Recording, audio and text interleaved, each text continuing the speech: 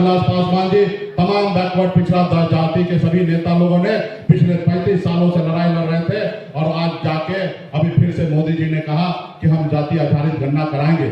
मुझे पूरा विश्वास है कि मोदी जी से ये सही होने वाला नहीं है। सिर्फ अभी बिहार में चुनाव है, चुनाव को देखते हुए बिहार के लोगों को गुमराह करने के लिए आए हैं। हम लोगों का आने वाला समय में लड़ाई होगा देश में कि जाति आधारित गणना किया जाए और जिनकी जितनी संख्या है उनको उतना हिस्सेदारी मिलना चाहिए। इस देश में गरीब पिछड़ा दलित के सभी को उतना हक मिलना चाहिए। इसके लिए मैं मजबूती से हम लोग काम कर रहे हैं साथियों। सिर्फ जरूरी है कि आप लोग हमारे हाथ को मजबूत करें। और मैं यहाँ पे मीडिया के साथी यहाँ पे उपस्थित है, मैं आपके माध्यम से मैं बिहार के नेता स्वर्गीय रामविलास पासवान जी के सुपुत्र चिराग पासवान जी को मैं कहना चाहूंगा। मैंने उनका एक स्टेटमेंट सुना और देखा कि वो कह रहे हैं कि जाति आधारित गणना हो लेकिन आंकड़ा जो है सरकार पब्लिश ना करे, सिर्फ सरकार अपने पास रखे। आप बताइए, आपके पिताजी इतना मेहनत किए, लड़ाई लड़े जाति आधारित गणना करने के लिए और आज आप मोदी के गोद में हैं।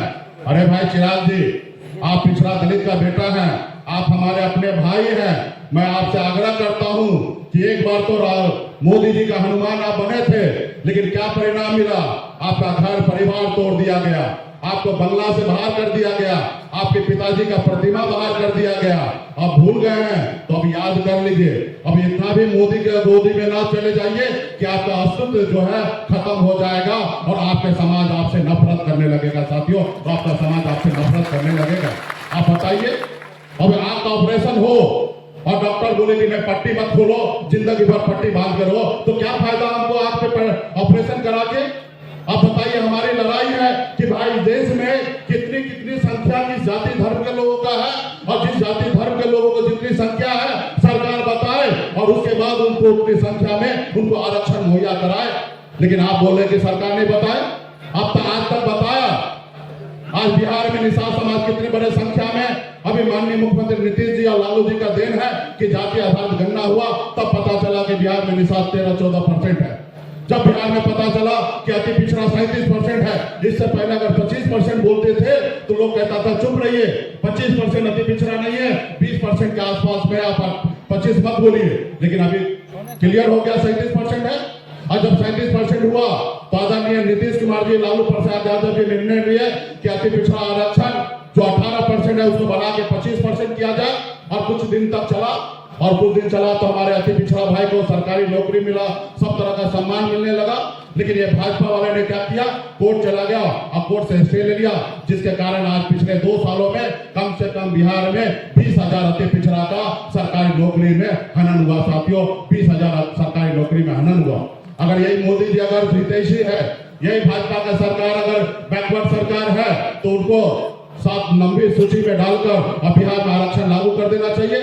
लेकिन ये भाजपा कभी नहीं कर सकता साथियों, क्योंकि आप जानते हैं भाजपा के पीछे जो आरएसएस है, वो आरएसएस जो है इस देश में सभी पिछड़ा दलित को वो गुमराह करके उनको गुलाम बनाना चाहता है साथियों। तो इसके लिए गुलामी की जंजीर को हम लोगों को तोड़ना है और मजबूती से लड़ाई लड़ना है। आज चिराग जी कहते हैं कि जाति पाति क्या होता है। अरे भाई, आप जाति के आधार पर, आप दलित का बेटा है, इसी आधार पर आज दिल्ली में मंत्री बने हुए हैं, आप सांसद बने हुए हैं।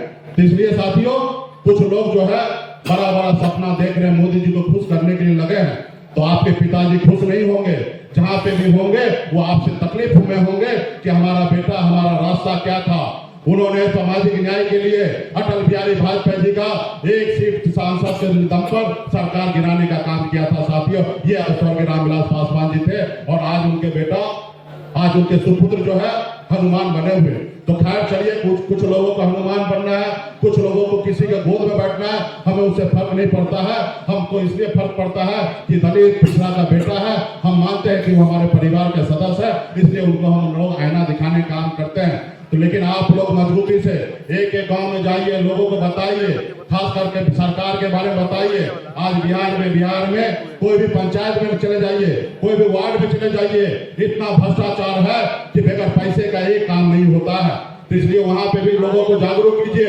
और जो चुनाव के समय में भाजपा के नेता, जेडीयू के नेता, ये लोग आपसे जब वोट मांगने के लिए आते हैं तो उनके घर पे लोगों को भेजिए, जनता को भेजने का काम कीजिए कि वो लोग जब कल तुमसे वोट मांगा था तो अभी जाओ उनको बोलो कि ये सीओ साहब एक मोटेशन करने के लिए 25,000 रुपए मांग रहा है, उस व्यक्ति से 25,000 लेकर वो सीओ साहब को देने का काम करो, क्योंकि वही तुमसे वोट लेकर नीतीश जी का सरकार बनाए हैं।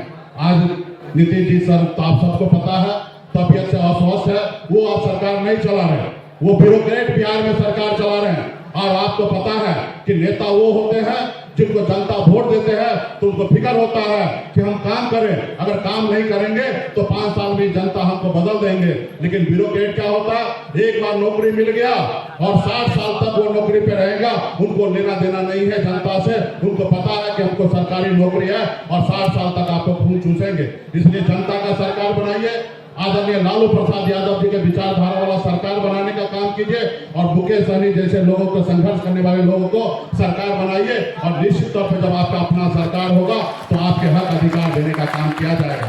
आज भारत सरकार का एक स्कीम है, 3 महीना जून जुलाई अगस्त में 3 महीना मछुआरों को कहते हैं मछली मत मारो, और मछली नहीं मारोगे तो 1 महीने का मुआवजा भारत सरकार 500 रुपया दे रहा है। आप बताइए, एक आदमी, एक परिवार 1 महीना 500 रुपया में चलेगा?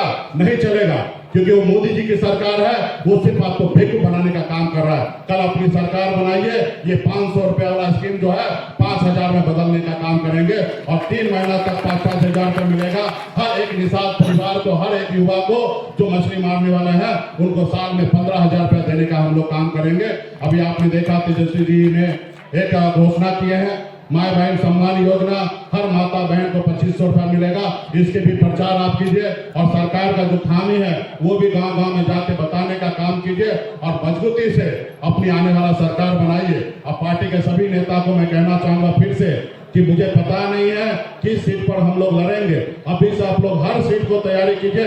ऐसा मान लीजिए कि वहां से चुनाव आप लड़ने वाले हैं और आप तैयारी आपका रहेगा तो निश्चित तौर पे आप पे हम विश्वास करेंगे, भरोसा जताने का काम करेंगे। तो तमाम यहाँ पे जितने भी साथी आए हैं सभी को धन्यवाद देता हूँ। और निश्चित तौर पे 3 साढ़े 3 बज चुका है और आप लोगों को भूख भी लग गया होगा, तो मछली चावल का भोज खा के